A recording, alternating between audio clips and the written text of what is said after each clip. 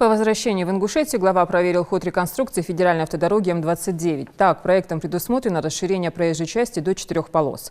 Для распределения транспортных потоков на объекте построят 3 транспортные развязки на разных уровнях. Существующий мост через реку Сунжа реконструируют, а рядом построят новый. В рамках проекта специалисты-дорожники построят 4 надземных пешеходных перехода и 5 автопавильонов. Возведут более 8 километров шумозащитных экранов, почти 100 километров металлического и железобетонного барьерного ограждения и высадят более 13 тысяч деревьев в полосе отвода автодороги. Ввод объекта в эксплуатацию намечен на осень 2020 года. Вот мы обрезаем справа-слева холмы, бугры, и вот эта дорога такая.